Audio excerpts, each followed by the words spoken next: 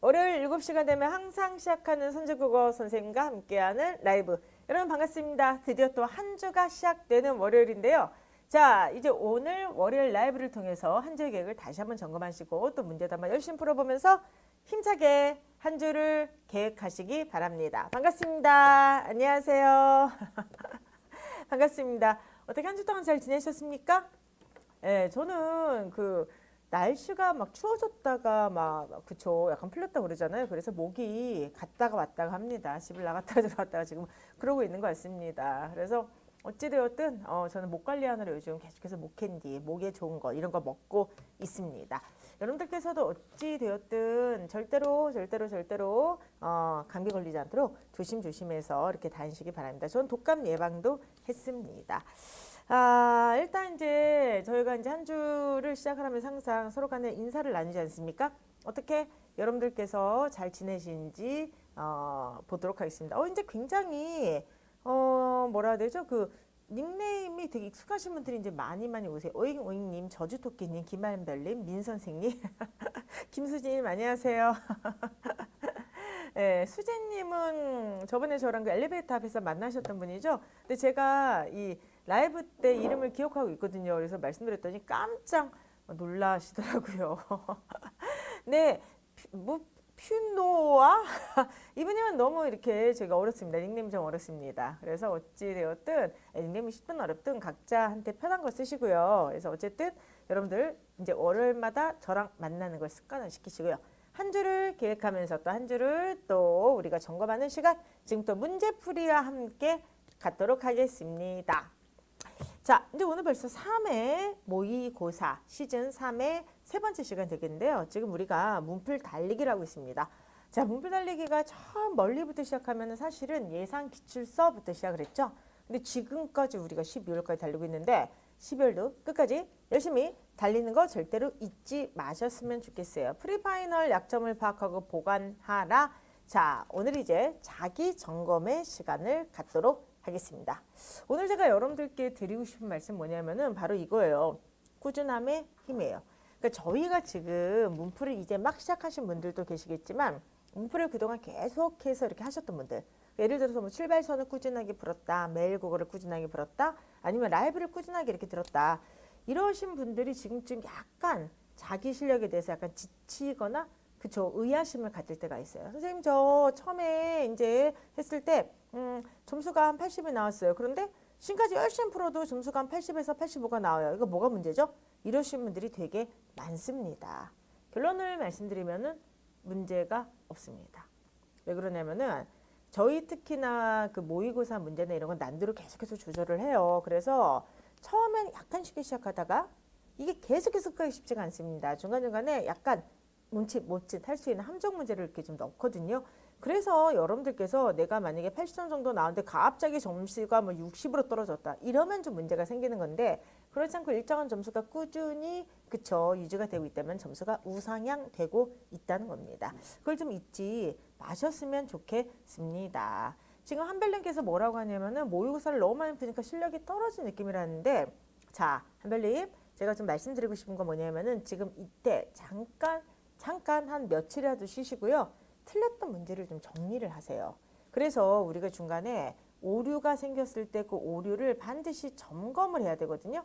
근데 만약에 이렇게 오류를 점검하지 않고 계속해서 문제를 풀면 틀린 습관이 고착화될 수도 있습니다. 그래서 여러분들께서 지금 너무 많은 문제를 푸니까 잠깐 뭘 푸는지 모르겠어 이러신 분들은 뭘 푸는지 알 때까지 잠깐 점검을 하면서 멈춰도 돼요. 그래서 여러분들 너무 이렇게 조급하지 않았으면 좋겠고요. 제가 이제 말씀드리는 것처럼 정말 좋은 문제, 양질의 문제. 저희가 지금 결승선 모의고사 마지막 문제 세팅하고 있는데 학회생 자문단 당연히 그죠 도움 받았고요. 마지막까지 문제치를 떨어뜨리지 않는 게 저희의 목표예요. 그렇기 때문에 여러분들 좋은 문제는 계속해서 제공이 되니까 걱정하지 마시고 조금 너무 급하게 생각하지 마시면서 저는 꾸준하게 하셨으면 좋겠어요. 그래서 오늘 꼭 말씀드리고 싶은 게 바로 꾸준함의 힘입니다. 꾸준하게 공부를 하시면 본인의 실력은 본인 느끼지 못해도 반드시 우상향되고 있을 것이다. 이거를 말씀드리고 싶어요.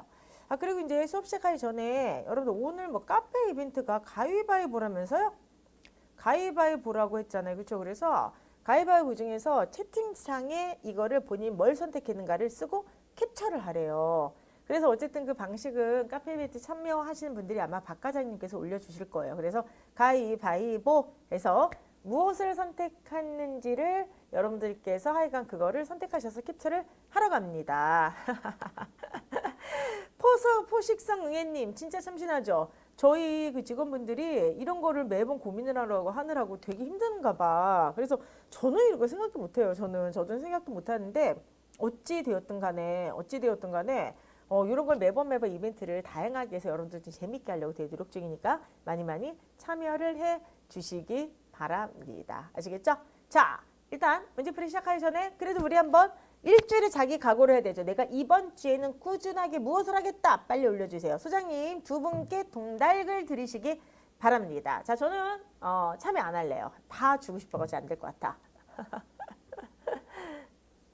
네. 이번 주에 꾸준하게 무엇을 하겠다를 올려주시면 저희 소장님께서 두 분을 뽑아 주실 것 같습니다. 자, 됐습니까? 저는 박HV5M님이 일단 제일 깁니다. 그래서 그분께 일단 그죠? 손가락 아프시겠어서 한 분 드리고 나머지 한 분은 소장님께서 뽑아 주시기 바랍니다. 와우, 되게 많네요. 누구 뽑으시겠어요? 네? 네? 000226님 뭐라고 주셨죠? 공검님께서? 일어나자마자 출발선을 풀겠다. 와우, 대단하네요. 그래서 이번에 여러분께서 어떻게 하시든 간에 꾸준하게 본인의 목표를 반드시 이루시기 바라고요. 이따가 어쨌든 카페 이벤트에도 많이 참여를 해 주시기 바랍니다. 아시겠죠? 그리고 자, 시작하기 전에 어깨춤섭님 대상포진 나오셨어요? 아유, 고생하셨습니다. 예, 대상포진 걸리면 진짜 아프다고 하는데 아픈 만큼 성숙해지셨을 거라고 믿고, 이거 무슨 유행가 가사도 아닌데, 그래서 어찌 되었든 간에 여러분들 건강 특히나 조심하시고 건강 챙기시면서 공부하셨으면 좋겠습니다. 자, 그럼 지금부터 이제 여러분들과 함께 본격적으로 문제풀이를 한번 들어가도록 하겠습니다. 공문서인데요. 지금 일단 입력하신 분들의 성적표를 보니까 오늘 문제가 한 3개 정도가 어려웠나 봐요. 근데 3개 어려운 문제가 4, 5, 6번이 집중이 돼 있어요. 그래서 4, 5, 6번인데 아이고 이럴 줄 알았어요. 오늘 5번 문제가 어려웠을 거예요. 5번 문제가 이번 주에 픽인 문제예요. 그래서 제가 이번 주에 수업했던 문제 중에서 이 문제가 제일 어려웠거든요. 실강에서도 점수가 제일 안 나왔는데 역시나 라이브에서도 제일 문제가 안 나왔던 것 같습니다. 정답들이. 그럼 지금부터 이제 여러분들과 함께 본격적으로 1번부터 한번 풀어보는데 1번, 2번, 3번은 무난하게 잘 푸셨습니다. 지금부터 1번 한번 해볼게요. 실장님 죄송한데 저거 히터 좀 꺼주시겠어요? 예, 목이 아프네요. 1번. 다음은 공문서 일부이다. 기억하리를 수정한 것으로 적절하지 않은 것을. 이런 거 되게 잘하네 이제. 자, 한번 해보도록 하죠. 우리 청에서 시행하는 일반 경쟁 입찰 참가 등록은 수시로 가능하다. 근데 수시로 등록이 가능하다? 등록이 겹치죠. 그러니까 그 인혁천 냈던 문제 중에서 그쵸, 중복되는 표현을 쓰지 마라 뭐 이런 게 있지 않습니까? 그렇기 때문에 여기 등록이 겹치기 때문에 답은 뭐 바로 나옵니다. 1번. 정답률이 70%가 나왔는데 이거는 쉬운 문제인데 그쵸? 그래서 1번이 되겠고요. 2번 한번 해보도록 하겠습니다. 그러니까 얘 때문에 쉬운 거지 얘는 조금 어려울 수 있어요. 제안서 및 과업 질서는 입찰 참가 신청자에게 하나여 교부합니다 라고 되어 있는데, 선생님 질문 있습니다. 여기 앞에 신청자가 사람이잖아요. 그 유정이잖아요. 그럼 유정명사 다음에는 에게를 쓴다고 배웠는데요. 맞습니다. 그런데 이거는 뭐냐면은 예를 들어서 내가 뭔가를 줄 때 그죠? 유정명사 다음에는 에게를 쓰고요. 무정명사 다음에는 에를 쓰는 게 맞아요. 근데 이거는 에게와 에를 다 쓸 수 있을 때 얘기를 하는 거고, 하나다라고 하는 건 한정한다는 뜻이죠. 뭐뭐에게 한정하다가 아니라 이때는 그쵸, 부사격조사 뭐뭐에 하나다 이것만 쓸 수 있도록 그 사전에 규정이 돼 있어요. 그래서 여러분들께서 이거를 쓰실 때는 앞에가 유정이다 무정이다 이것 때문에 그러는 게 아니라 이거는 하나다라고 하는 그쵸, 서술성 아줌말이 앞에 있는 거를 규정을 하는 거예요. 그래서 우리 그거 있잖아, 무슨 영어 수거 배울 때, 자, 좀 더 이제 수준 낮은 거 나온다, 뭐 be interested 뭐 이런 거 있죠. 그 다음에 뭐 인이냐 뭐 이런 거 있잖아. 그런 것처럼 결과적으로 하나다 앞에 뭐뭐에 하나다. 요거 여러분들 시험에 이미 다 나왔던 거예요. 그렇게 기억을 좀 해두시기 바랍니다. 외계름님이 지금 막 난리가 나서 아니 난 왜 1번 틀렸냐 막 이러는데 화내지 마시고요. 앞으로 이제 여러분들께서 맞으시면 됩니다. 아시겠죠? 세 번째 여기를 보게 되면은 입찰자는 사전에 제한 사항을 확인하고 이렇게 돼 있죠. 그러니까 요거 같은 경우는 자 요거 자 권하든지 그쵸 와가고지만 권하든지 뿐만 아니라 그 다음에 거듭빛 이런 거 있죠. 그렇기 때문에 앞뒤를 병렬을 맞춰준다. 그 다음에 마지막에 확인하지 못한 책임은 입찰자에게 있다. 이거 보세요. 입찰자가 지금 사람이잖아. 사람이니까 이게 유정명사죠. 그래서 이때는 에게를 쓰게 되는 거야. 그러니까 요거랑 차이가 뭔지 아시겠죠? 요거는 뭐뭐의 하나다라고 하나의 약간 구라고 보시면 되는 것이고요. 얘 같은 경우는 그쵸. 누구에게 있다. 누구에 있다. 이건 유정이냐 무적이냐에 따라서 둘 다를 쓸 수 있는 구문이기 때문에 유정 무정에 따라서 나눠주게 되는 겁니다. 자, 근데 어쨌든 간에 확인하다의 목적 없네요. 따라서 이를 확인하지 못한 책임은 어디 있다. 이렇게 이제 쓰시면 되겠습니다. 1번에 그래서 정답은 당연히 1번이 되겠습니다. 2번 문제로 들어가도록 하겠습니다. 2번 문제 이번에 아이고 이거 잘 푸셨네요. 이게 이제 그 수로 논리를 통해서 이제 문제를 푸는 건데 정답률이 근데 이거 너무 잘 푸네. 89%가 나왔어요. 그래서 어쨌든 논리는 정말 이제 여러분들이 너무 잘하세요. 그래서 제가 오늘 사실 수업을 했는데 오늘 수업에서 유일하게 논리 중에서 뭐 50, 60이 나왔던 문제가 한두 문제가 있어요. 그게 이제 뭐냐? 약간의 기존의 추론식으로 딱딱 떨어지는 게 아니라 약간 언어적인 감? 논리적인 약간 감으로 약간 접근하면 빨리 푸는 문제들이 있거든요. 그러니까 이제 약간 출발선 뒤에 그런 문제를 좀 싣다 보니까 아무래도 뒤쪽에서는 조금 점수가 좀 떨어지더라고요. 근데 이런 문제 이제 여러분께서 너무 잘 푸시는 것 같아. 이건 제가 매일 국어에서 이제 문제를 가져왔는데요. 한번 해보도록 하겠습니다. 1번에 카드 뉴스를 제작하지 아이고 다 쓸게요. 카드 뉴스를 제작하지 않는 홍보 전략은 모두 홍보 부스를 운영하지 않는다. 홍보 부스를 운영하지 않는다. 이번에 체험 행사를 진행하면서 홍보 영상을 제작하는 전략이 있다. 이렇게 돼 있죠? 3번에 카드 뉴스를 제작하는 홍보 전략은 모두 체험 행사를 진행하지 않는다. 항을 일치시키기 위해서 여기 카드 뉴스를 제작한다. 이거를 그냥 뉴스를 그냥 없애버리도록 할게요. 자, 요 세 가지가 있을 때 1번을 한번 해보도록 하겠습니다. 1번은 바로 뭐냐면은 홍보 영상을 제작하면서 홍보 부스를 운영하지 않는 전략이 있다. 홍보 부스를 운영하지 않는 전략이 있다. 이렇게 돼 있어요. 자, 이게 참인지를 봐야 되는데 어떻게 보라 그랬죠? 그렇죠. 일단 항에 일치되는지를 보세요. 그러면 여기서 보시게 되면은 홍보 여기 부스죠. 자, 홍보 영상이죠. 영상. 또 홍보 영상이라고 하는 것과 낫 홍보 부스가 있는데 일단 홍보 영상을 제작하면서가 있으니까 여기서 항이 이렇게 일치되는 걸 알 수가 있을 겁니다. 그러니까 항이 일치된 거 먼저 찾으신 다음에 일단 여기서 얘를 어떻게 붙일 생각을 하는 거야. 그러니까 우리가 항상 뭐를 생각해야 되냐면은 1번의 결론을 내기 위해서 항의 일치를 보세요. 근데 얘는 지금 물론 조건문에 후건에 낫 홍보 부스가 있지만 조건문에 후건이 있으면 어떻게 쓸 수가 없잖아. 그치? 조건은 항상 정권 인정돼야 쓸 수가 있으니까 그러니까 확률적으로 1번과 2번 중에서 얘도 항이 일치가 돼 있고 얘도 항이 일치가 돼 있지만 여기서 시작할 확률이 더 크다는 거죠. 그럼 일단 얘는 확정돼 있으니까 여기다가 체험만 붙이면 되는 거잖아. 그치?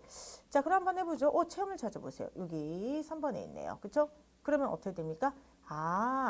대우로 만들게 되면은 체험을 하면은 낫카드다. 이게 되죠. 그럼 그 다음 낫카드 찾아봐. 어머나? 낫카드가 여기 있죠? 낫카드이면 낫홍보부수다. 자연스럽게 연결이 되네. 그래서 이런 문제 같은 건 아시겠지만 답이 1번이면 바로 나오는데 그 결과적으로는 무엇부터 시작을 해야 되는가가 제일 중요해요. 그래서 체험 20 홍보 영상이다 해서 홍보 영상을 일단 찾으시고요. 홍보 부수도 물론 낫 홍보 부수도 여기 있지만 후건이기 때문에 아무래도 확률이 떨어지죠. 그렇기 때문에 일단 얘를 찾으신 다음에 얘를 갖다가 찾아가는 거죠. 그런데 다행히 체험과 체험이란 항이 똑같이 일치가 되기 때문에 체험이면 낫카드, 낫카드면 낫 홍보 부수. 그래서 답은 1번이 워낙 바로 나오게 됩니다. 됐습니까? 그래서 어찌 되었든 간에 2번은 그냥 바로 1번에 나왔는데 나머지 어떻게 뭐 풀어보실래요? 여러분께서 직접 해보실래요? 여기 직접 해보세요. 뒤에서 제가 이제 또 설명해야 될 문제들이 있으니까 나머지 요거는 왜 답이 안 나오는지 한번 직접 해보시기 바랍니다. 되십니까? 너무 잘하셨어요. 그래서 2번의 답은 1번이 되겠습니다. 3번 문제는 이거 어디서 많이 본 것 같지 않아요? 봐야 되는데. 예상기출서에서 이거 제가 문제 풀어드렸던 거잖아요. 예상기출 맞죠? 거기서 이게 이제 뭐냐면 예전에 나왔던 피세 문제를 변형해서 이제 제가 이렇게 보여드렸던 문제라고 제가 지금 기억이 나요. 근데 이게 지금 70% 초반에 나왔는데 나쁘지 않아요? 잘 푸셨습니다. 근데 이 문제는 이거 많이 써봤어요. 막 그치 이러면서 이렇게 봐야 되는데 그치. 자 그럼 지금부터 한번 3번 문제를 한번 해 보도록 하겠습니다. 3번 문제 한번 해보죠. 윤혜문혜님 3번 구글 AI 물어봤는데 구글이 틀렸어요? 오늘 여러분들 뒤에서 그 환각작용에 대해서 나오잖아. 그래서 거기 환각작용에 대해서 나오는 것처럼 AI는요 아시겠지만은 되게 그럴듯하게 거짓말을 해요. 그래서 정확하게 맨 앞에 그죠 임무부여 그 프롬프트를 정확하게 넣어주지 않으면은 오류가 날 가능성이 되게 큽니다. 아니면 개인 맞춤형 AI를 제작을 좀 하든지 그렇게 해야 됩니다. 자, 그래서 어찌 되었든 간에 지금부터 이제 여러분들 한번 3번 문제를 한번 풀어보도록 하겠습니다. 자, 3번 문제 되게 익숙했죠? 어쨌든 태희는 도서관의 책에서 다음 같은 메모를 발견하였다. 태희가 이 메모를 보고 진석이가 나를 좋아하는구나 라고 믿기 위해서 보충되어야 될 전제를 쓰라는 거야. 자, 그럼 보세요. 이거를 믿기 위해서 보충되어야 될 것이 되니까 자, 보세요. 이러한 결론이 나오게 되는 거죠. 근데 이 결론을 내기 위해서 보충해야 될 걸 찾으라고 하는 겁니다. 한번 해보도록 할게요. 1번 진석이 태희를 좋아하지 않는다면 그러면 진석이가 태희를 좋아하지 않는다면 민수가 태희를 좋아해. 이제 기억나야 되는데 이거 제가 풀어드렸던 문제인데 그 다음에 2번 한번 해보도록 하죠. 민수와 성빈 중에서 둘 중 한 사람만 태희를 좋아해. 이렇게 돼 있죠. 그럼 이건 봐봐. 둘 중 한 사람만 태희를 좋아하니까 민수가 좋아하면 성빈이 안 좋아하고 성빈이 좋아하면 민수가 안 좋아하죠. 그러니까 이거 일종의 배타라는 거예요. 그렇기 때문에 둘 중에 딱 한 사람만, 한 명만 좋아한다. 이렇게 써놔야 되겠죠? 그 다음에 얘가 제일 중요해요. 성빈이 태희를 좋아할 경우에만 유리는 태희를 좋아해. 요거죠. 요것만 헷갈리지 않으면 돼. 이게 뭐냐 하면은 뭐뭐 할 경우에만 이렇게 돼 있죠. 그럼 이게 뭐죠? 다시 한번 제가 조건문 외우라고 할 때 충분 조건, 필요 조건 항상 하라고 하는 거. 네가 있으면 행복해. 이거랑 네가 있어야만 행복해는 완전히 다른 거라 그랬죠. 그래서 고백을 받을 때 이렇게 받아야 된다. 네가 있으면 행복해란 말은 뭐냐면은 야 네가 있어? 그럼 난 무조건 행복해. 네가 일단 조건에서 행복이 그냥 입증된다는 건데 네가 없을 때 어떻게 된다는 건 알 수가 없는 거예요. 근데 문제는 뭐냐면은 네가 있어야만 행복해라는 것은 다른 얘기입니다. 이 말은 뭐냐면 네가 없으면 행복하지 않아 이런 뜻이죠. 따라서 성빈이 태희를 좋아하는 경우가 없으면 유리는 태희를 좋아하지 않아 이런 뜻이니까 요거는 필요 조건이야. 그래서 3번 같은 경우는 어떻게 써야 되냐면은 후건으로 가야 돼요. 후건. 성빈이 태희를 좋아하지 않는다면 대우 유리가 태희를 좋아하지 않는다는 뜻이야. 요렇게 써줘야만 되는 거예요. 아시겠죠? 그렇기 때문에 여러분들 요거 쓰는 법만 헷갈리지 않으면 다 맞을 수가 있죠. 자, 그런데 여기서 지금 자 뭐를 하라 그랬죠? 자, 보충해야 될 전제라고 되어 있으니까 여기서 뭔가 하나 이렇게 보충이 돼야 된다는 거야. 세 번째. 그치? 보충이 돼야 된다는 거지? 그래서 여기 지금 뭐가 이렇게 보충이 돼? 그럼 결론은 뭐냐면 진서이가 나를 좋아하는구나. 이렇게 알 수가 있다고 하는 겁니다. 자, 문제가 되게 어떻게 보면 클래식해요. 이 문제도 제가 예전에 이 문제 그쵸? 아직은 저기 뭐 신용 문제야. 아직은 그 인혁초가 내지 않은 문제인데 왜 클래식하냐 하냐? 도서관의 책에서 다음 같은 메모를 발견했대. 어머나 웬일이야. 도서관의 책에서 어머나 웬일이야. 정말 클래식한 어떤 그런 경우가 되겠습니다. 자, 그래서 어쨌든 간에 여러분들 이렇게 한번 해보도록 할게요. 결론이 진석이가 태희를 좋아해. 이런 결론이 나와야 돼. 그럼 진석이를 찾아보죠. 1번에 있죠? 그러면은 대우를 한번 해보도록 하겠습니다. 민수가 좋아하지 않으면 진석이가 좋아해. 이렇게 돼 있죠? 그러면은 자, 조건문의 후건을 확정하기 위해서 정건이 확정이 돼야 되니까 민수가 좋아하지 않아가 확정이 돼야 돼. 근데 이번에 뭐가 나왔냐면은 민수나 성빈 중 한 사람은 태희를 좋아하죠.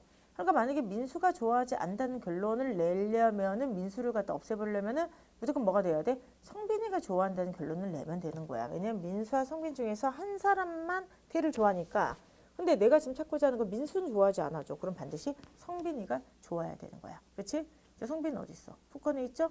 조건문에서 후건이 확정되기 위해서는 무조건 뭐가 확정돼야 된다? 정건이 확정돼야 되죠. 함축관계라는 거 다시 한번 보세요. 함축이라고 하는 건 뭐냐? 조건문 A면 B에서 A가 확정되면 B가 확정된다. 이게 함축관계죠. 즉 A가 차면 B가 찹니다.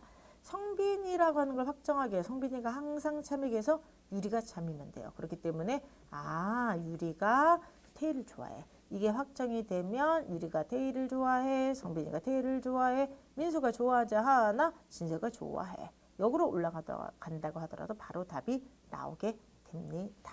됐습니까, 여러분들? 이렇게 보시기 바랍니다. 됐습니까, 여러분들? 오케이.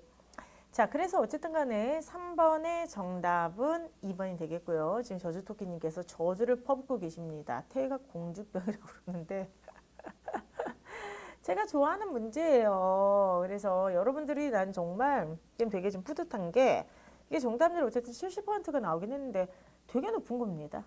여러분들 처음에 제가 논리 강의 처음 시작할 때 이런 문제 풀어드리면 정답률이 문제가 아니라 어떻게 접근하는지를 몰라, 이거를. 그리고 특히나 여기서 그쵸 뭐뭐 하는 경우에만 요거를 자꾸만 막 정권에서 이상해서 난리가 난다는 거지. 근데 어쨌든 이제 여러분들께서 요 정도 문제는 제가 볼 때 다 같이 무난하게 푸는 거는 아니야. 하지만은 예전에 비해서 정말 실력이 올라갔다. 정말 저거 느끼고 있습니다. 그래서 어찌 되었든 너무나도 그쵸 이제 논리를 좀 잘하시는 것 같아서 저 고민이 난도를 더 올릴까 그냥 요 정도만 보더라도 사실 요 정도가 지금 현재 인역체에서 나온 것보다 어려운 수준이에요. 이 정도를 계속 연습시킬까 지금 고민이에요. 그래서 라이브의 정답률을 보면 또 여러분들의 반응을 보면 더 어렵게 이러는데 또 실강이랑 또 전체 평이 좀 다르거든요. 그래가지고 고민 중이 좀 있는데 가끔 가다가 이제 어려운 문제 좀 보여드리도록 하겠습니다. 아시겠죠? 오케이. 자, 여기까지 해서 이제 우리가 일단 오늘 이 한번 그 논리문제를 풀어봤는데 되게 잘 푸시고 계십니다. 그러면 이제 오늘의 하이라이트 문제 중에 그 중에 하나가 바로 4번, 5번, 6번인데 4, 5, 6번 들어가기 전에 앞간 거 들어가도록 하겠습니다. 결승선 봉투 모의고사가 이제 드디어 1월 초에 개강이 돼요. 실강은요, 그동안 이제 출발선을 열심히 풀어서 사실 내일 종강이에요, 출발선이. 그래서 내일 출발선이 종강인데, 진짜 빠지지 않고 계속해서 정말 악착같이 이렇게 25일을 와서 다 풀거든요. 와서 우리가 다 시험 보는 친구들은 전 정말로 대단한 것 같아. 중간에 빠지고도 싶고, 그렇죠. 대충 풀고 싶고 이럴 텐데, 그 긴장감을 꾸준히 유지한다는 게 전 정말 꾸준함의 힘, 그게 정말 대단한 것 같습니다. 그래서 이 출발선 다음에 지금 결승선 모의고사를 마지막 저희가 지금 문제 다듬고 있어요. 그래서 아까도 말씀드렸는데 그 실강에서도 말씀드렸는데 모의고사 이게 이제 왜 문제 세팅이 어렵냐면 일단 이게 5쪽에 맞춰야 되잖아. 그래서 문제 열심히 낸 다음에 5쪽에 안 맞으면 또 문제를 막 흐트러. 그래서 이 길을 막 맞춰. 그래도 만약에 이 문제가 너무 좋은데 그 5쪽에 안 들어가. 그럼 또 지문을 막 잘라. 이런 작업하는 거예요. 그리고 이렇게 만든 모의고사를 저희는 아시겠지만 합격생 자문단을 또 그쵸 이분들의 도움을 받지 않습니까? 합격생 자문단 여러분 너무너무나도 열심히 하세요. 여러분들 자 약속합시다. 저희 내년에 꼭 합격하셔서 저희 연구실에 오셔서 합격생 자문단 지원해 주세요. 이제 이분들이 너무너무 열심히 해서 정말로 도움을 많이 받고 있습니다. 그래서 특히나 저희가 합격생 자문단한테 정말 도움 받는 게 난도 이런 거 있죠. 적정한 난도 이런 거를 어쨌든 간에 너무 저희가 큰 도움을 받고 있어요. 너무나도 고마운데요. 어쨌든 자문단 여러분들의 평가는 이미 다 끝났어요. 그래서 자문단 여러분들께서 총 25회차 결선 모의고사 평가를 다 해주셨고 그 평가지를 바탕으로 다시 문제를 또 검사하고 또 고치는 작업을 지금 하고 있는 겁니다. 생각보다 좀 그래요. 그래서 어찌 되었든 간에 모의고사 작업이 그렇게 저기 하진 않아. 그리고 이제 보시면 알겠지만 사람이 하는 것이기 때문에 가끔가다 못하도 나오고 가끔가다는 오류도 나겠지만은 거의 선제국어 그 문제집의 특성은 자랑질 해야지 거의 오타나 오류가 거의 없어요. 가끔가다 난 거 어쩔 수 없죠. 근데 단순 오타도 거의 없잖아. 눈알이 빠지게 보고 있습니다. 눈알이 빠지게 보고 있습니다. 그래서 저희 그 목표가 어쨌든 출발선 모의고사 그 문제질 좋다는 거는 이제 다들 이제 느끼셨을 테니까 결승선 끝까지 문제질을 잘 유지를 하자. 그래서 정말 마지막 결승선 50회차죠. 25회차 마지막 문제까지 여러분 풀었을 때 진짜 개운하다. 뭔가 이렇게 너무 좋은 모의고사를 좀 풀고 있다. 이런 느낌이 좀 남을 수 있도록 하여간 저도 최선을 다하도록 하겠습니다. 아깐 거 끝. 문제 풀어보도록 하겠는데 지금 광고 한번 아깐 거 더 해달래요. 가위바위보를 채팅창에 쓰고 캡처해 주세요. 자, 10초간 시간을 드리도록 하겠습니다. 가위바위보를 자, 이게 이제 너무 어렵다. 그쵸? 그래서 지금 여러분이 가위바위보 중에서 뭐를 선택할지 빨리 선택해. 자, 선택해. 선택하라고 선택하라고요. 선택하셔가지고 어쨌든 캡처해 주세요. 캡처하셔가지고 카페에다가 인증을 하시기 바랍니다. 아시겠죠? 나중에 이제 제가 뭐 냈는지 한번 캡처해서 이겼는지 졌는지를 한번 좀 확인해 보시기 바랍니다. 아시겠죠? 오케이. 자, 그럼 지금부터 4번, 5번, 6번 풀도록 하는데 여기가 지금 정답률이 제일 낮아요. 일단 4번이 정답률이 60% 정도고요. 5번이 정답률이 잠깐만요. 47? 47% 5번이? 6번이 정답률이 57?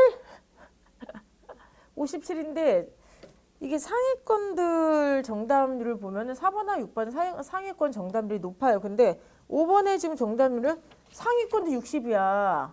그러면 이제 5번이 제일 어렵다는 겁니다. 그래서 일단 미리 말씀드리면 5번은 정답률을 써놔야 되겠네. 5번 같은 경우는 47%, 그 다음에 63% 오늘의 정말 가장 어려웠던 문제가 되겠습니다. 이 문제가 이제 왜 어려운지 제가 좀 이따 말씀을 드릴게요. 실강에서도 제가 똑같은 얘기를 했는데 어쨌든 4번 문제부터 들어가도록 하겠습니다. 이거 정답률 60%짜리 문제인데 이거 좀 이따 질문할 거야. 뭐냐면은 답이 이게 3번이거든요.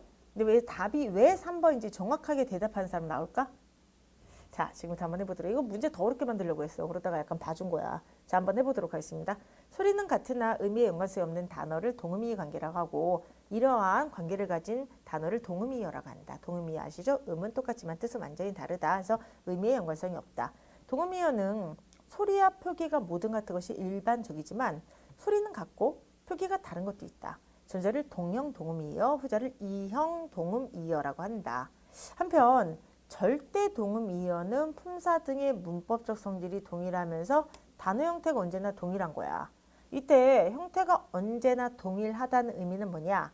동음이어가 형태 변화가 없는 불변어야. 불변어라는 말이 나왔어요. 선생님 불변어 뜻이 뭐 이렇게 나왔잖아요. 형태 변화가 없다. 그럼 예를 들어서 체언, 명사, 사과. 불변어잖아. 형태 변화 없잖아. 그치? 그 다음에 예를 들어서 분필. 자, 불변어잖아. 없잖아. 그치? 그러면 불변어와 상대적인 말이 뭐죠? 가변어가 되겠죠? 가변은 뭐죠? 형태 변화가 있는 거 활용하는 말들이야. 대표적으로 동사, 형용사를 이야기를 합니다. 됐습니까? 그래서 어찌 되었든 간에 형태가 동일하다고 하는 것은 뭐냐 하면은 불변어이거나 활용한 양상이 서로 동일하다. 이렇게 돼 있죠? 그래서 일단 정리 한번 해보도록 하면은 자, 여기 절대 동음이어는 뭐냐 하면은 첫 번째 문법이 동일하다. 문법이 동일하고 그 다음에 형태가 동일하다. 그쵸? 이게 바로 절대 동음이어예요. 자, 그러면서 얘가 나오죠? 모자를 쓰다, 편지를 쓰다. 문법이 동일합니까? 동사, 동사. 형태가 동일합니까? 모자를 써, 편지를 써. 동일하죠? 절대 동음어이다. 그럼 이번에 한번 해보죠. 부분 동음이어가 있어요. 그러면은 부분 동음이어는 문법적 성질이 동일한가 형태가 언제 동일한가 두 가지 기준을 하나라도 만족하지 못하는 것이다. 그러니까 이거는 뭐냐면은 둘 중에 하나를 만족하지 못한 거죠. 그러니까 문법이 동일하지 않거나 형태가 동일하지 않거나 이것을 이야기를 하게 되는 거예요. 예를 들어서 날아가는 새, 새 신발 얘는 뭐야? 형태는 동일하죠. 그런데 날아가는 새는 버드, 얘는 명사, 새 신발은 관형사. 문법은 동일하지 않죠. 그러니까 문법이 동일하지 않거나 형태가 동일하지 않으면 부분 동음이어라고 볼 수가 있습니다. 얘가 하나가 더 있어요. 김치똥을 땅에 묻다. 그 다음 길을 묻다. 그럼 이 묻다와 길을 묻다 같은 경우는 둘 다 문법은 동일하죠? 그러니까 묻다 묻다는 둘 다 동사죠. 근데 얘는 땅에 묻고 얘는 길을 묻고가 아니죠. 그죠? 땅에 묻고 땅에 묻어 이렇게 되는데 얘는 길을 묻고 길을 물어로 변하죠. 갑자기 물어. 형태가 바뀌었죠. 똑같지가 않죠. 그러니까 얘 같은 경우는 부분 동음이어가 됩니다. 됐습니까?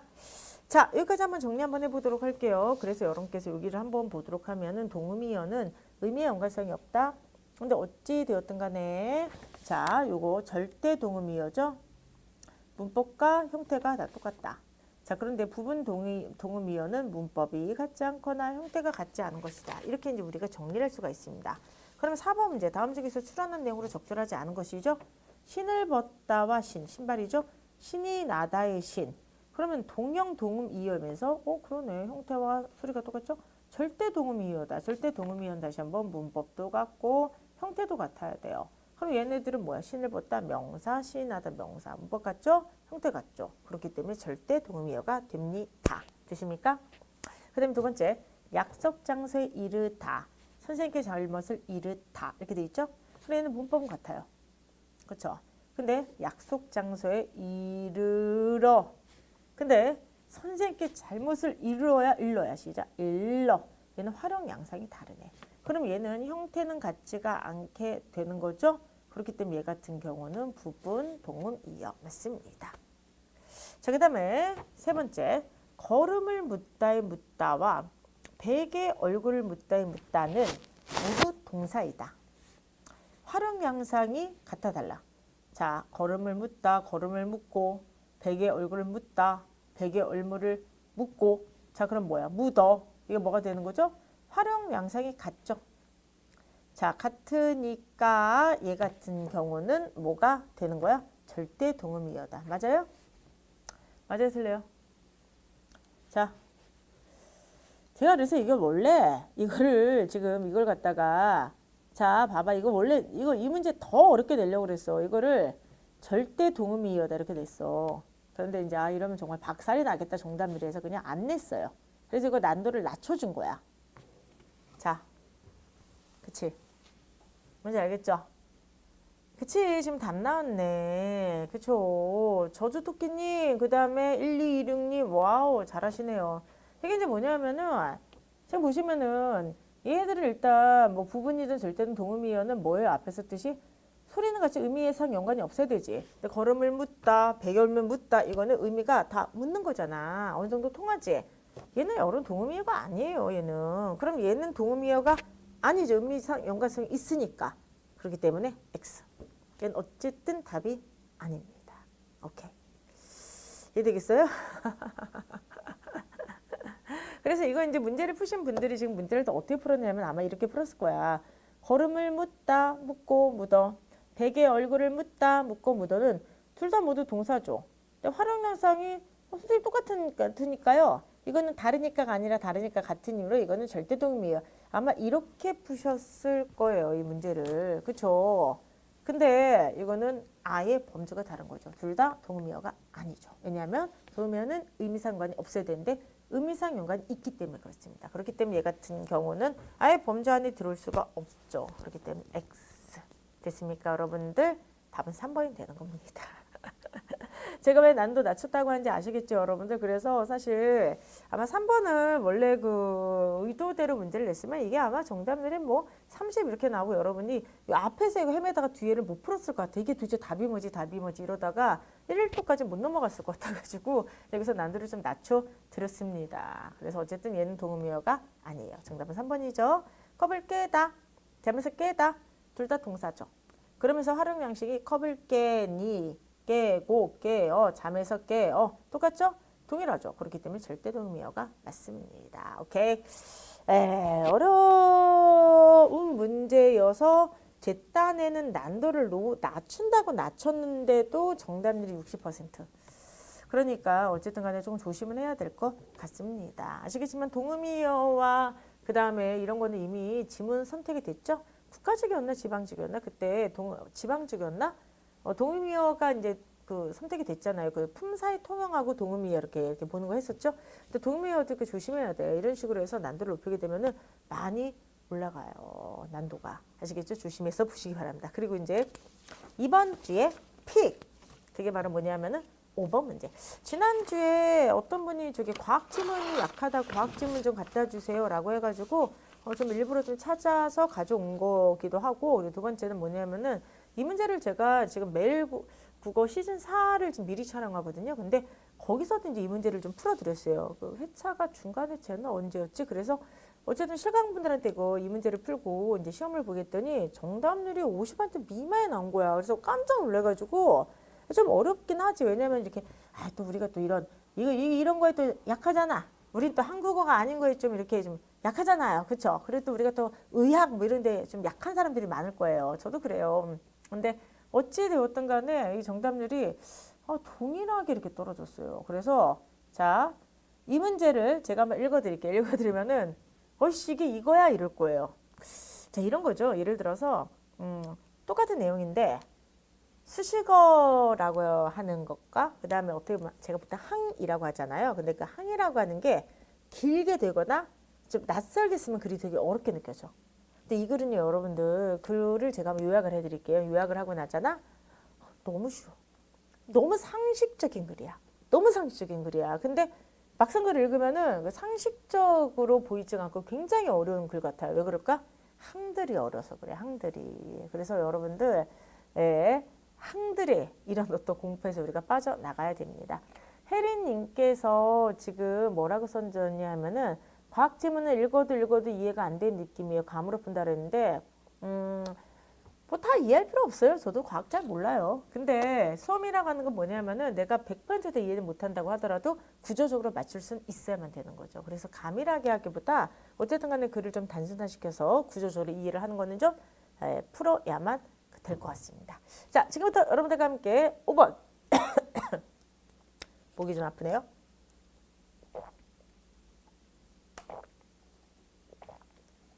죄송합니다. 이거 막 꿀꺽꿀 소리 막 나는 거 아니야?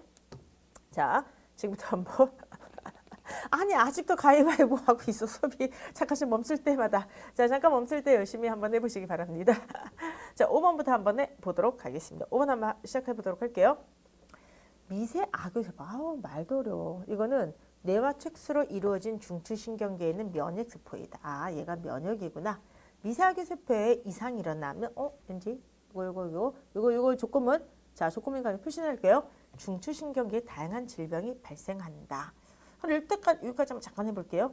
말이 너무 어렵다. 나 이런 말 처음 들어봐. 미세 악유세포에 애교가 아니라 악유.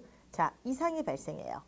이상이 발생하게 되면은 자, 중추신경계에 다양한 질병이 발생하게 됩니다. 이게 면역세포니까. 그러니까 쉽게 얘기하면 면역세포에 이상이 발견되면은 질병이 발생한다. 상식이죠? 근데 미세 악유세포가 생존하는데 빼놓을 수 없는 유전자로 CSF1R 뭐라고 해야 돼? 하여간 얘가 생존하는데 굉장히 도움을 주게 되는 게 CSF래. 하여간 이러한 어떤 유전자가 있다는 유전자래. 근데 만약에 CSF에 변이가 일어나면 이 유전자에 변이가 일어나면 여기도 또 조건문이죠. 이상 미세 악유세포가 생겨 미세 악유세포 이상이 생긴다. 이상 미세 악유세포가 생겨서 인지 기능 장애를 수반하는 뇌변증이 발병하기 쉽다. 질병이 생겨. 이렇게 되네. 그렇죠. 그럼 이건 뭐야? 전후 조건문의 앞뒤를 한번 보시기 바랍니다. 그럼 어떻게 되죠? CSF 유전자의 변이가 생기면 미세 악유세포에 이상이 생겨서 질병이 발생한다. 되십니까?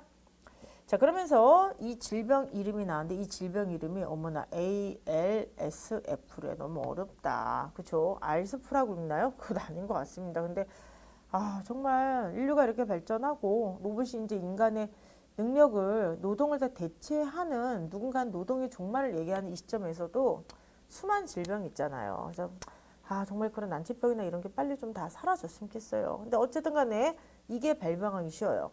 근데 ALSP는 중추신경계 질환으로 하여간 치료법이 현재 없답니다. 되게 무서운 병이네. 근데 여기까지 이해하시겠어요? 첫 번째 단락 어떻게 이해하면 되는 거죠? 간단히 얘기해 보세요. 유전자 변이가 생기면 미세악유세포가 이상이 생기고 질병이 발생한다. 그 질병의 이름이 ALSP다. 됐습니까? 두 번째 단락. 근데 최근 놀라운 연구 결과가 나왔다.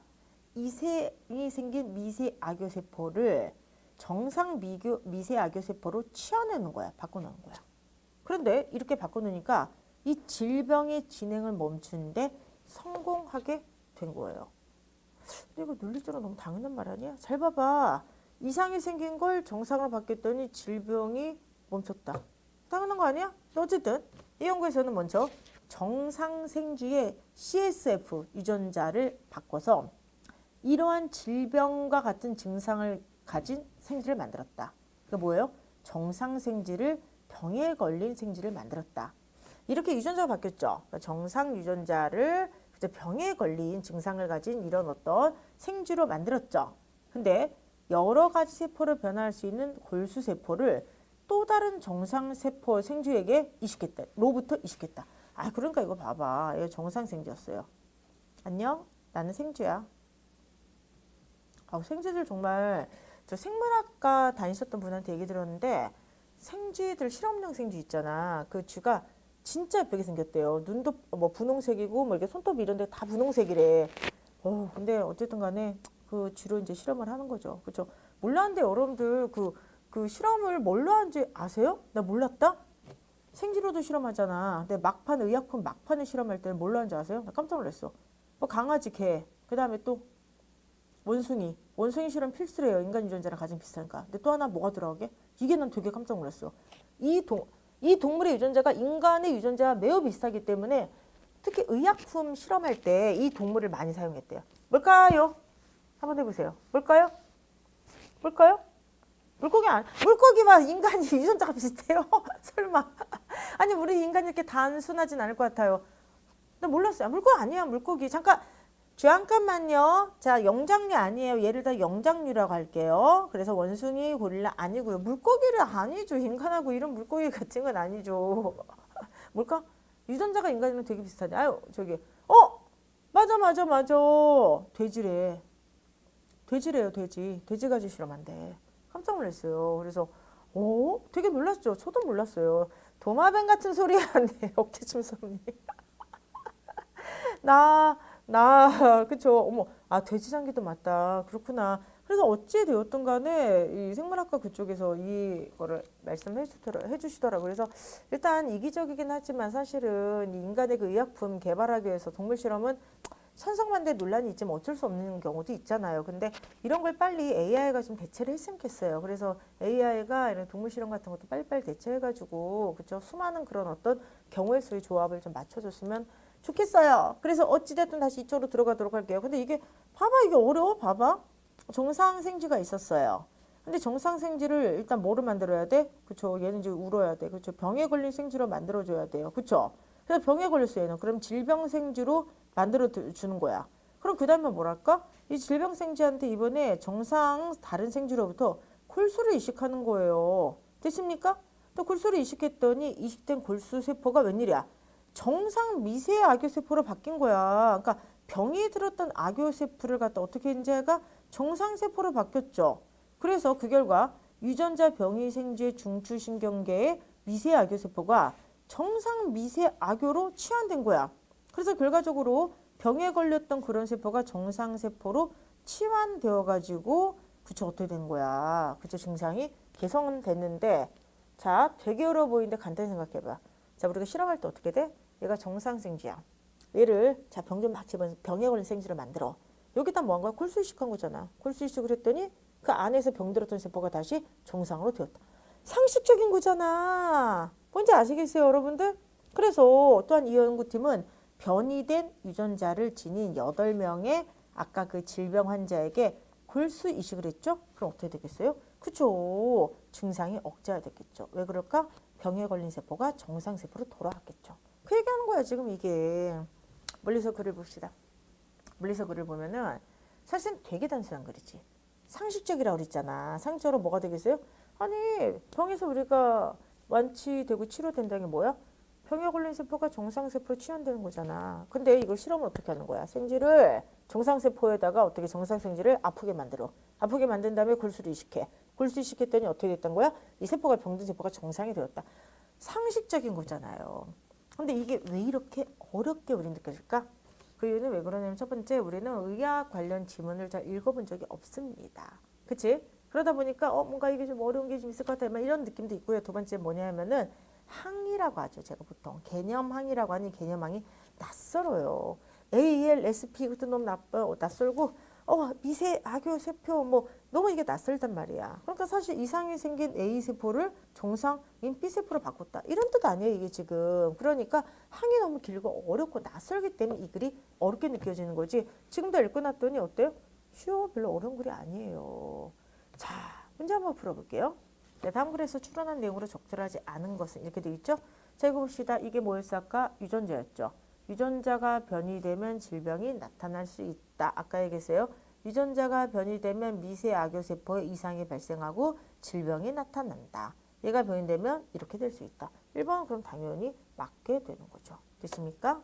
자, 그 다음에 이제 항이 어려워서 그래. 항이 어려워서 정상인의 골수세포는 이 병에 걸린 환자의 변이된 유전자를 정상 유전자로 바꾸나요? 다시 한번 보세요. 골수세포가 유전자를 바꾸는 거야? 아니면은 골수세포가 미세악요세포를 바꾸는 거야? 미세악요세포를 바꾸는 거죠. CSF는 이게 이제 뭐냐면 유전자야. 유전자가 변이됐다. 그 저기 뭐냐. 유전자를 갖다 바꿔주는 게 아니라 악요세포를 바꿔주는 거야. 항이 다르잖아. 항이 다르잖아. 유전자가 변이돼서 세포 이상이 생겼다. 세포 이상이 생겨서 질병이 생겼다. 항이 이 항은 다른 항이에요. 그리고 이걸 다시 한번 보게 되면은 여기만 한번 다시 읽어볼게요. 최근 논란 연구 결과가 생겼다. 이상이 생긴 미세악요세포를 정상 미세악요세포로 취한함으로써 병이 멈췄다. 세포를 바꾸는 거지, 세포를 바꾸는 거지, 유전자를 바꾸는 게 아니에요. 아시겠습니까? 그렇기 때문에 이거 봐봐. 얘가 유전자죠? 유전자를 바꾼다는 내용이 없어요. 세포를 바꾸는 거야. 질병세포를 정상세포로 바꾸는 거야. 이상세포를 정상세포로. 그치? 정답 몇 번? 2번이 되겠습니다. 항이 어려서 그래. 그러니까 항이 어려운 문제는 조심하셔야 돼요. 제가 항상 얘기하잖아. 항의 일치를 좀 봐라라고 얘기했는데 우리가 이제 문제를 어렵게 만드는 게 되게 여러 가지가 있잖아요. 일단 재심은 난도를 확 높여버릴 수 있어. 근데 이거는 사실은 재심은 물론 이것도 난도라 볼 수 있어. 항의 어려운 것도 난도에 영향을 크게 미치니까 내용은 근데 전혀 어렵지 않아. 내용은 상식적인 내용이잖아. 근데 항이 어려운 거야. 항이 어려우니까 안 읽히게 되는 거예요. 세 번째, 비정상 미세 악요세포가 정상 미세 악요세포로 바뀌면 자, 이 병은 개선될 수 있다. 2번하고 3번 보세요. 2번하고 3번 다시 읽어보면은 말장난하는 것 같아. 그치? 얘는 뭐냐면은 유전자를 바꿔놨죠. 얘는 세포를 정상으로 바꿔놨죠. 그럼 이 병 개선된다. 그럼 뭐야? 3번이 당연히 맞죠. 2번이 틀리게 된 거지. 이해되시겠어요? 무슨 말인지? 2번하고 3번 잘 봐봐. 그러니까 당연히 2번이 적절하지 않은 거고 3번은 맞게 되는 거죠. 그 다음에 4번. 미세 악요세포가 이상이 생기지 않았다면 자, 이게 뭐 유전자였죠? 유전자 변이 일어나지 않는다. 자, 보세요. 여러분들 어떻게 있습니까? 악요세포가 이상 생기지 않았다면 대운의 유전자는 변이되지 않는다. 됐습니까? 그럼 정답은 몇 번? 2번이 되겠습니다. 됐습니까? 답은 2번이야. 나 지금 왜 웃었냐면은 유네모네님이 다시 읽기 싫어서 자신 있게 틀린 날에 에이 그러면 안 돼요. 땡. 다시 읽어야 돼. 그래서 항을 일부러 복잡하게 만든 문제도 풀어봐야 돼. 그래야지 항이 복잡하게 나온 문제가 또 나올 수가 있는 거 아니야. 그래가지고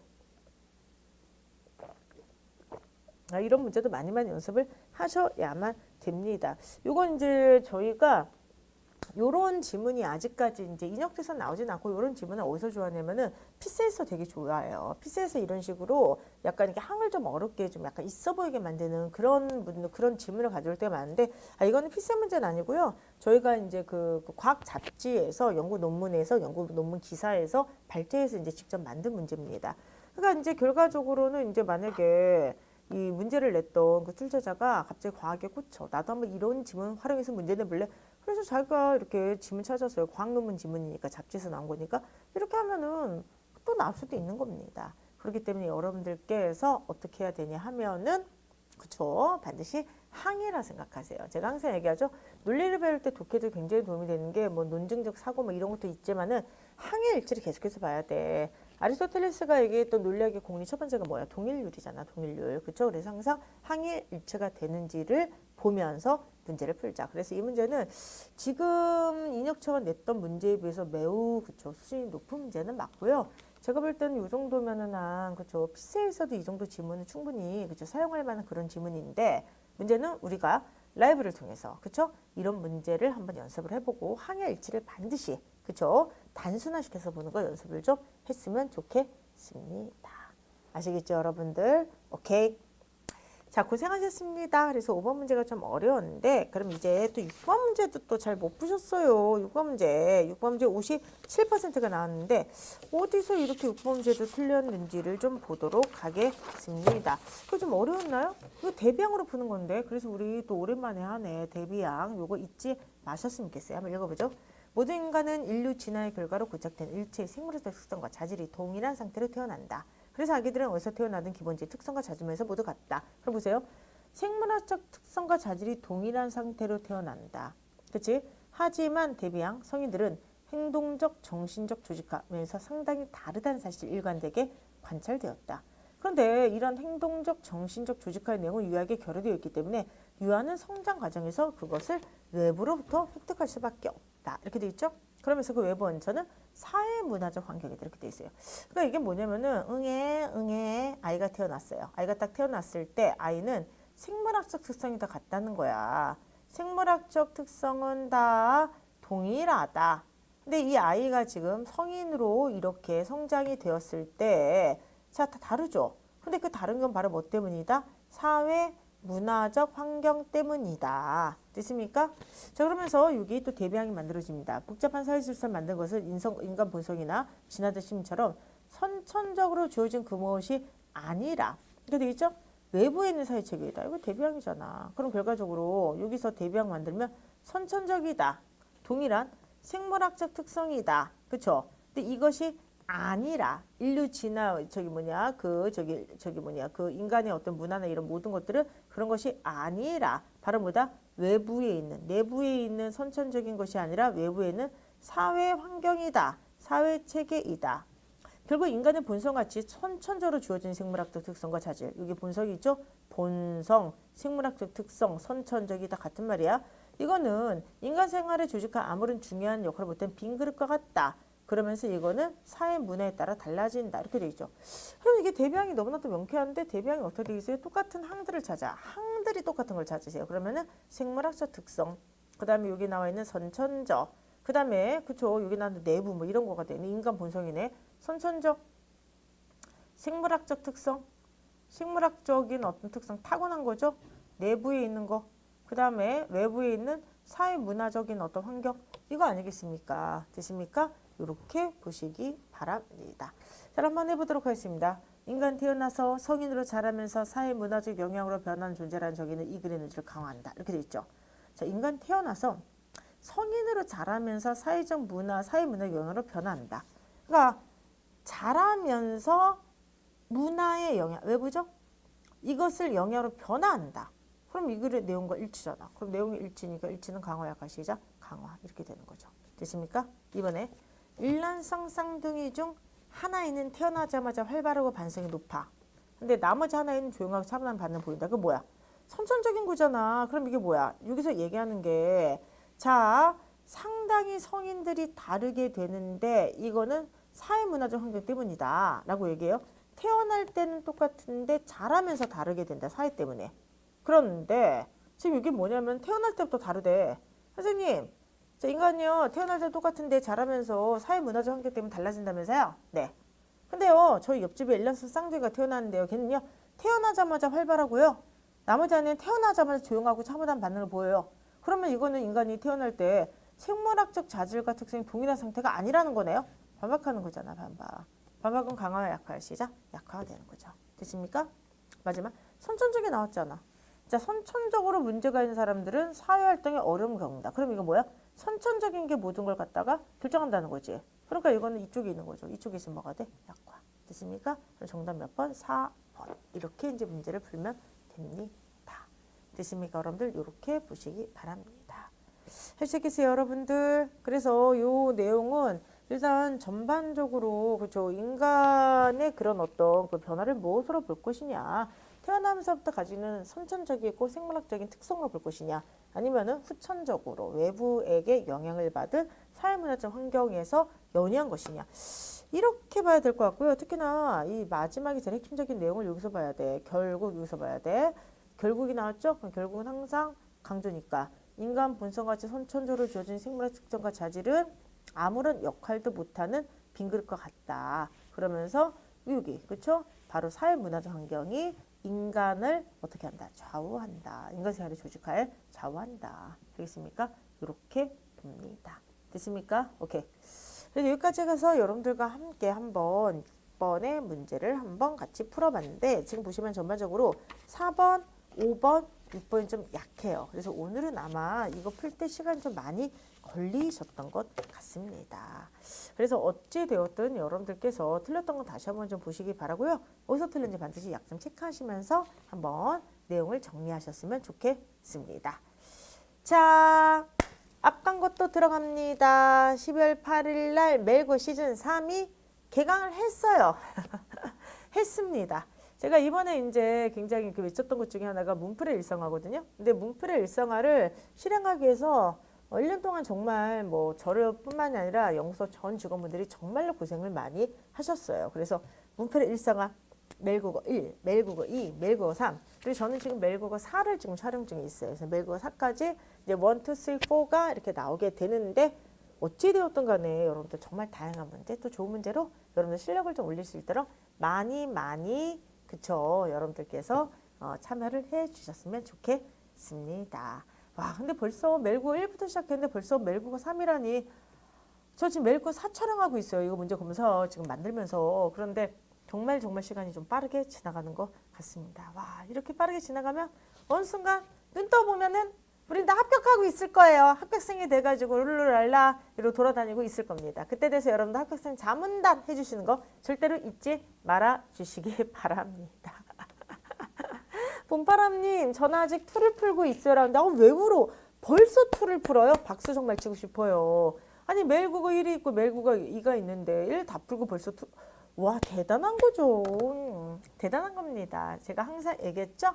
꾸준함의 힘만 묻으세요. 그래서 여러분들께서 꾸준하게만 풀면은 반드시 성과가 있으니까 너무 걱정하지 마시고 너무 조급한 생각 하시지 마시고 차분히 하셨으면 좋겠습니다. 아시겠죠? 오케이. 자 오늘은 한번 앞에 있는 4번, 5번, 6번 문제가 근데 저는 4번, 5번, 6번에서 6번하고 4번도 그렇게 많이 틀릴까? 4번 특히 난도를 낮췄잖아. 그래서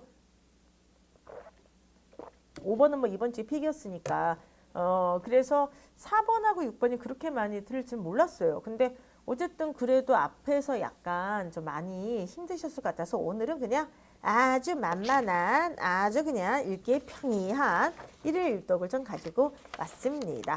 네, 정답률이 지금 나왔는데요. 일일일독 정답률은 다 뭐 75, 뭐 85, 뭐 난리가 아닙니다. 그래서 오늘 그냥 아주 그냥 편안하게 그냥 읽으시면서 그냥 세상이 지금 어떻게 돌아가고 있는지 그냥 상식적인 어떤 내용을 봤으면 좋겠습니다. 아까 이제 그 말씀 드렸는데 AI가 그 여기 나오는 환각작용이 이게 되게 심하잖아요. 환각 현상이. 그래서 저 지금 말고요. 지금 말고 한 1, 2년 전인가? 물어봤다? 지금 챗GPT 지금 나오는 그 전 버전일 때 그때 물어봤는데 모르겠냐면은 너 노량진의 국어 강사 이선재 알아? 이선재에 대해서 설명해줘 이랬거든요. 와 그랬더니 이 챗GPT 이것이 얼마나 그럴듯하게 그 당시에 이제 이 환각작용 그렇게 많이 이렇게 교정이 안 됐을 때잖아요. 거짓말을 하는지 와 내가 노량진에서 국어를 가르치는데 학원을 운영하는 원장이고 막 어쩌서가 와 난리가 난 거야. 그래서 내가 와 그랬거든요. 너 거짓말하지 마 이랬어요. 근데 그 당시만 하더라도 챗GPT가 그런 걸 하면은 얘가 이제 가만히 있던 거 약간 버벅거리면서 약간 이랬을 때였던 걸로 기억합니다. 그래가지고 어쨌든 간에 그때가 기억이 납니다. 지금 이제 환각이 이제 많이 뭐 잡히기도 하고 이중으로 이제 점검도 하고 하니까 그리고 이제 요즘 챗GPT도 그렇지만 뭐 제미나이를 워낙에 많이 쓰잖아요. 그래서 어찌 되었든 간에 참 무서운 세상인 것도 같습니다. 그렇죠. 그래서 막 거짓말을 너무나 당당하게 해요. 그죠? 당당하게 해가지고 제가 깜짝 놀랐습니다. 공단계가 손재 있습니까? 저는 공단계 노비입니다. 공노비예요, 공노비. 그래서 어쨌든 간에 근데 어쨌든 그 생각 들지 않으세요? 정말 인류가 앞으로 어떻게 될까? 앞으로 10년, 20년 뒤에 인류가 어떻게 될지는 진짜 아무도 지금은 짐작도 못한 세계가 올 것 같습니다. 그래서 제가 여러분께 항상 말씀드리는 거 우리의 능력으로 미래를 예상할 수 없다. 우리의 능력으로 미래를 예측할 수도 없다. 지금 개화기 이상의 시대잖아요. 그렇기 때문에 여러분들 그럴 땐 빨리 국가의 품으로 들어가라. 그래서 빨리 국가가 안정적으로 그쵸 나의 인생을 좀 보장해주는 빨리 공무원이들아 이렇게 말씀드리고 싶어요. 제가 수업 시간마다 예, 이거를 이야기하고 있습니다. 아니 전업자매님 AI랑 결혼할 것 같아요 라고 하는데 그 영화 얘기 저번에 제가 안 했나요? 수장님 안 했나? 허란 영화 안 했어요? 이야기? 했죠? 요거 보면 나오잖아. 그래서 어쨌든 간에 그래서 이런 걸 보면은 이제 인간 다음이라고 하는 게 뭘까라고 하는 가장 근본적인 문제부터 다시 이제 재구성돼야 되지 않을까 생각하고 있습니다. 자, 어찌되었든 어렵지 않은 그런 어떤 글을 지금부터 한번 읽어보도록 하겠습니다. 그래도 아무리 어렵지 않아도 실수하지 않도록 그리고 또 하나 속도를 보면서 읽었으면 좋겠어요. 다음 주에는 일일 독점은 약간 난도를 좀 높일까요? 한번 여러분들 좀 길고 어려운 걸 한번 읽어보실래요? 길고 어려운 글? 다음 주에 제가 좀 봐가지고 이제 약간 어려운 긴 글에 목말라 하시는 분들이 계실 것 같으니까 제가 다음 주든 다다음 주든 약간 조만간에 약간 길고 읽으면서 이제 찍고 싶은 그런 글도 한번 가져보도록 하겠습니다. 어머나 어머나 어머나 웬일이야. 검색하지 마세요. 네, 한번 읽어보도록 하겠습니다. 인공지능 근데 이거 봐봐. 여기는 인공지능 여긴 AI 여긴 지금 어떻게 돼 있어요? 그쵸 이거 대괄호입니다. 이거 오늘 문제에서 풀었던 건데 그쵸 출발선 모의고사 24회차에 들어가 있던 문제예요.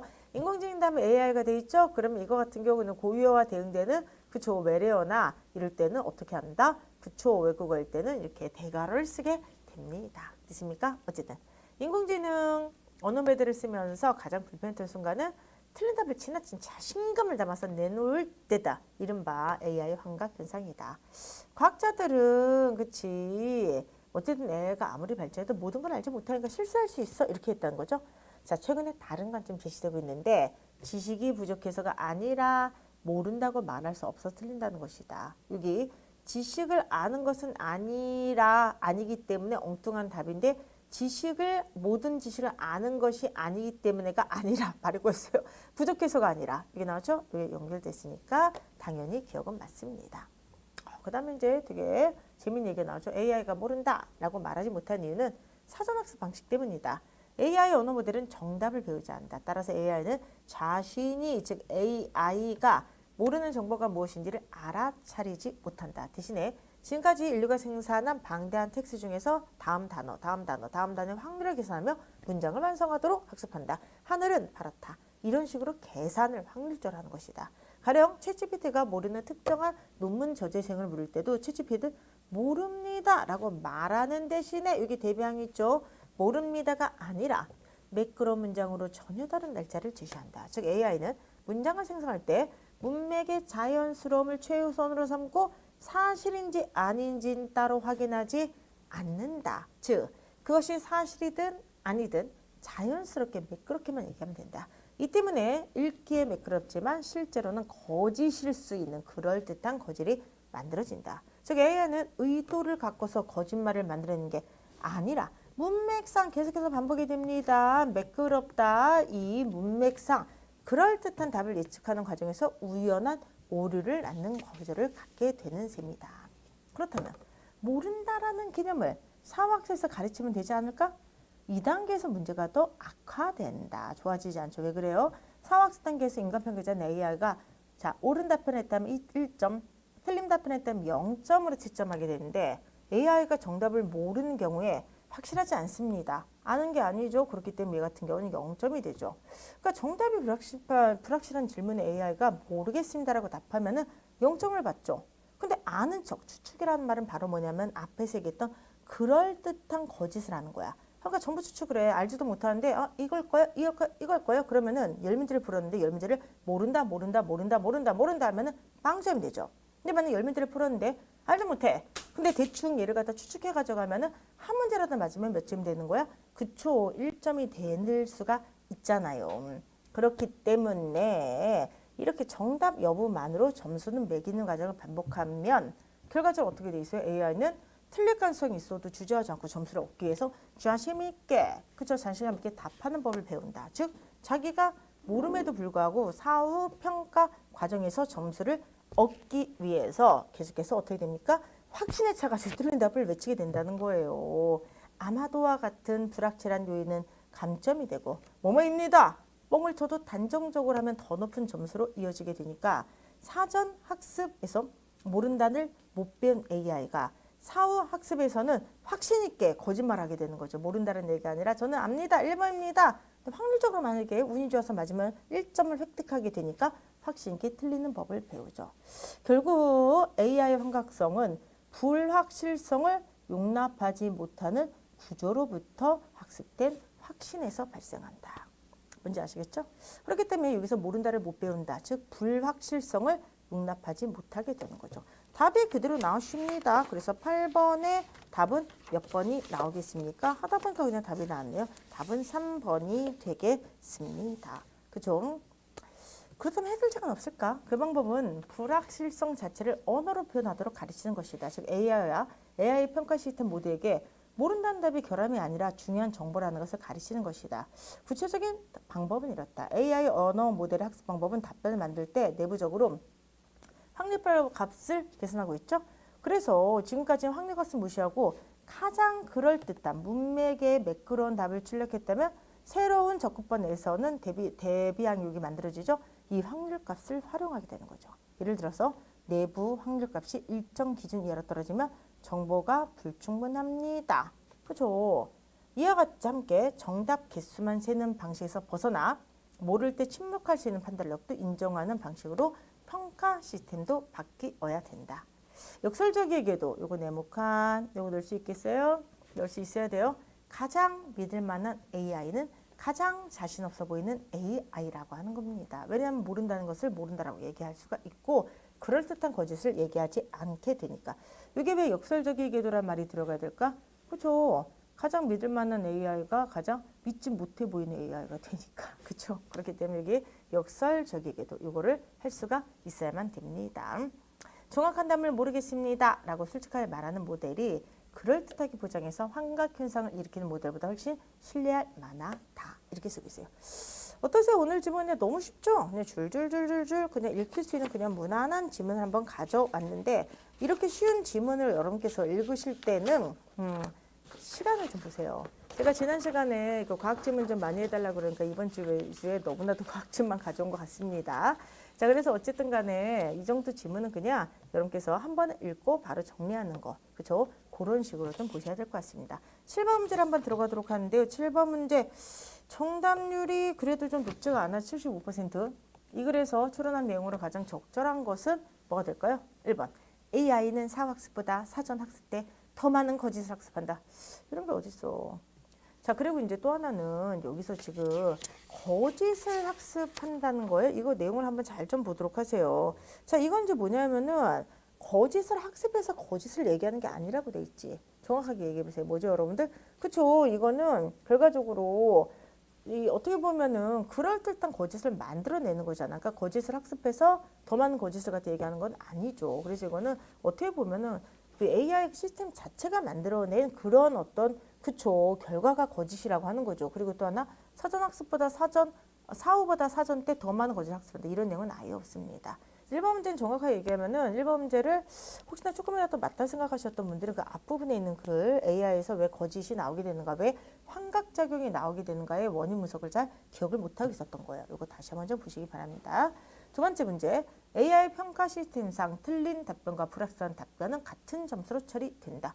그렇잖아요, 여러분들. 그러니까 틀려도 0, 불확실해도 0 이렇게 이제 되는 거 아니겠습니까? 그렇게 답변을 하기 때문에 그렇죠. 만약에 모르겠습니다라고 하면 무조건 0점인데 틀린 답변을 하다가 제가 몰라도 그냥 아무거나 찍게 되면 추측을 하게 되면 맞을 수도 있잖아. 그래서 점수를 얻게 되니까 그래서 환각이 더 강화된다는 거죠. 그래서 사후학습도 문제가 있다. 이렇게 얘기합니다.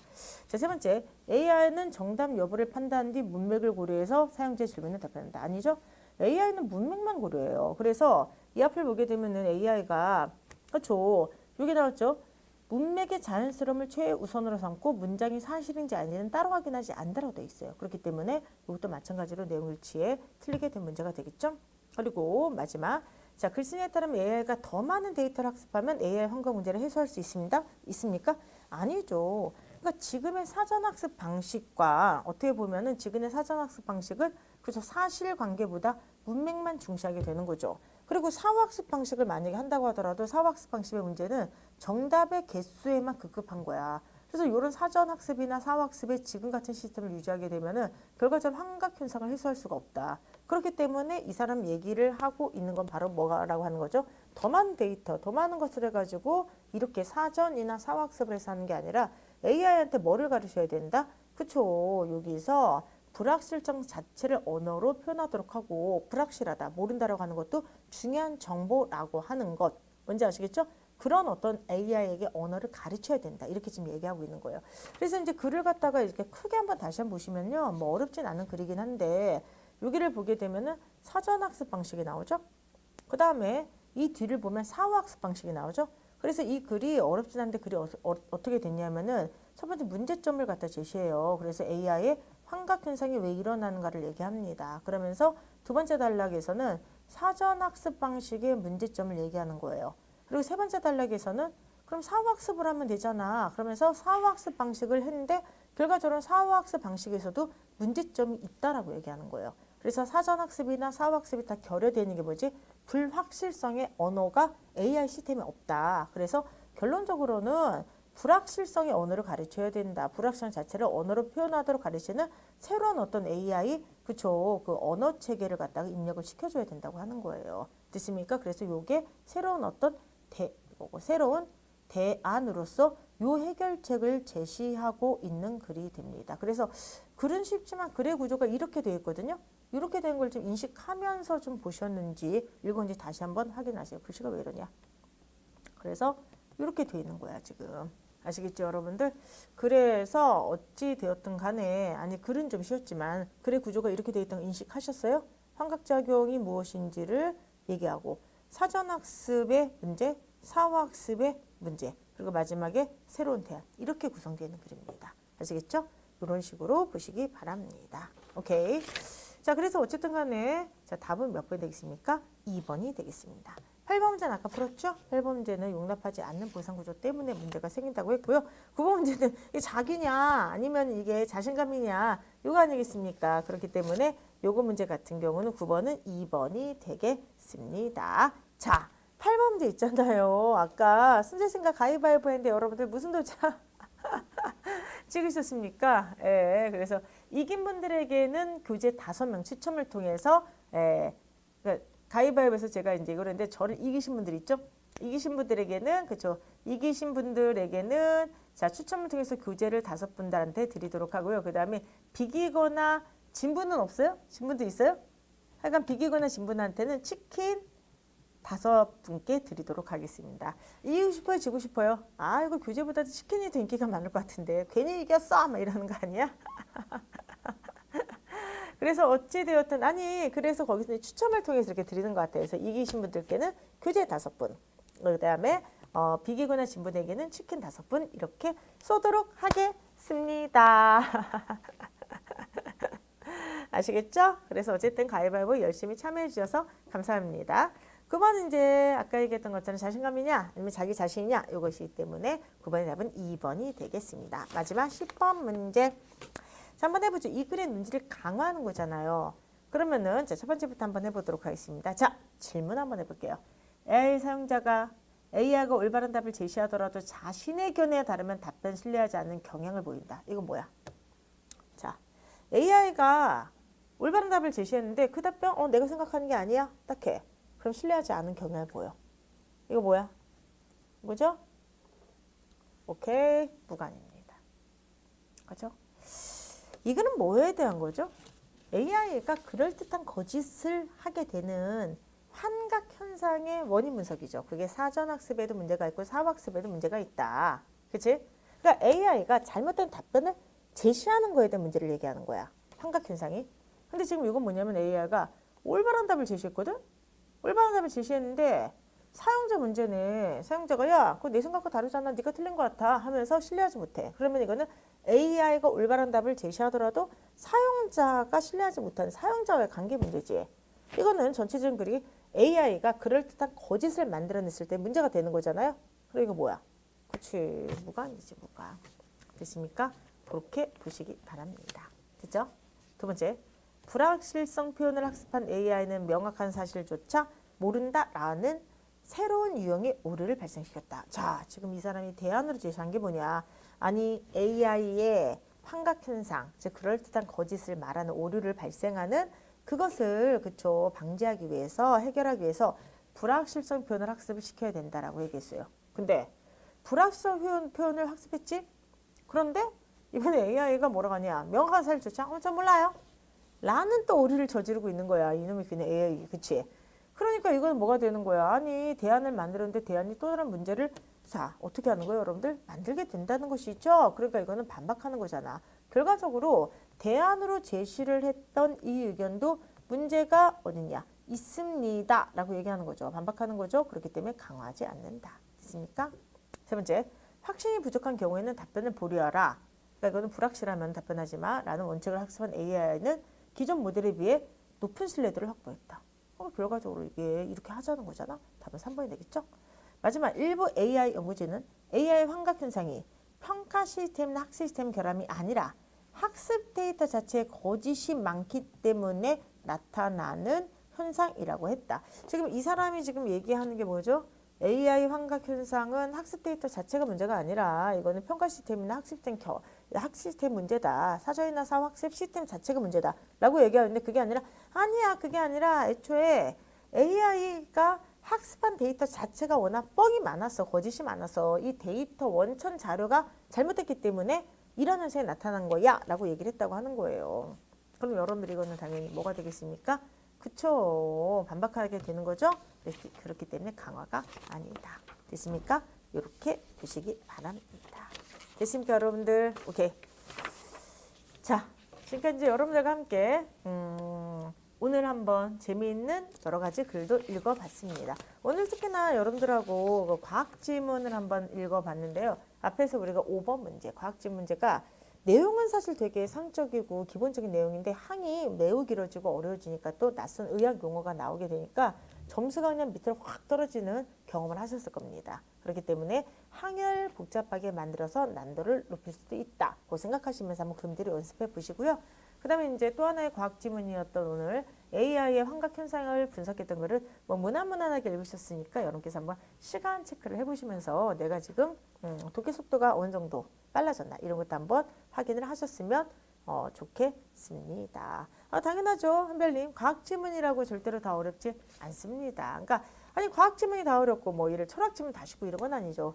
제재별로 어떤 수준의 글을 잡아오냐에 따라서 쉽게도 느껴지고 어렵게도 느껴지는 거예요. 여러분들 보통 그 어떤 제재가 제일 쉬우세요? 어떤 제재가 제일 쉬우세요? 에? 어떤 제재가 그래 제일 만만하고 제일 쉬우세요? 왜 이거 묻냐면은 여러분들이 좀 친숙하고 쉽다 느껴진 제재 중에서 한번 어려운 글을 한번 골라서 1일 동안 만들어 볼까? 막 이런 생각도 있어서 그래요.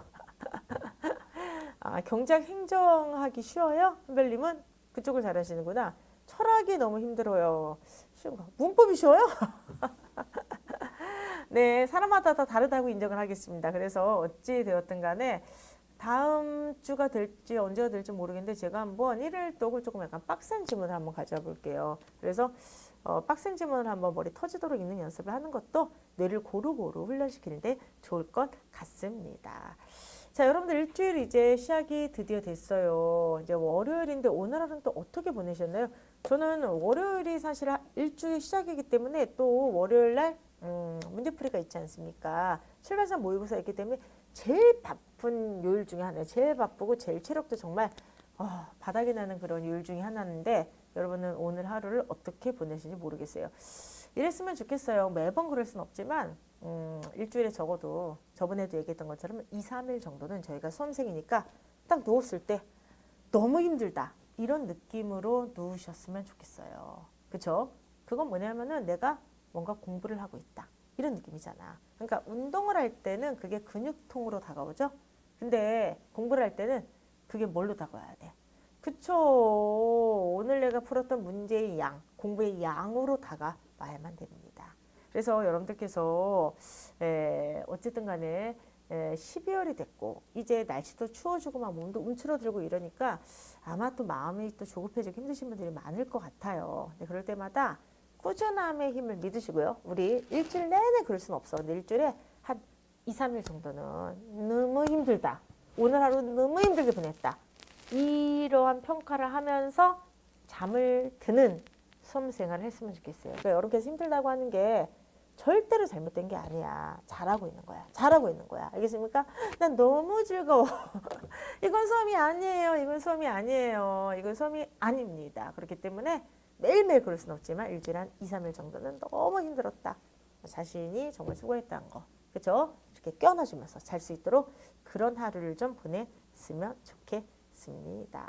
파김치 얘기하셨네요. 맞아요. 좀 파김치처럼. 그렇죠? 그렇게 쓰러지는 날도 있어야만 됩니다. 자, 여러분들 지금까지 해서 이제 여러분들과 함께 월요일 매일 국어 라이브 시간을 이제 마쳤는데 저희가 또 다음 주는 또 크리스마스 주간이에요. 그래서 여러분들 마음이 또 붕붕 뜨지 않을까 걱정이 됩니다. 이럴 때일수록 차분하게 속세는 지금 크리스마스라고 난리 치면서 돌아가도 우리는 차분하게 앉아서 문제를 푼다. 잊지 마시기 바라고요. 자, 출발선 모의고사는 이제 실강은 내일 종강이에요. 조금만 있다가 좀만 기다려주세요. 결승선 모의고사로 돌아오도록 하겠습니다. 다음 주에 저희 또 매일 국어 월요일 7시에 만나 뵙도록 해요. 안녕히 계세요. 빠이빠이. 안녕.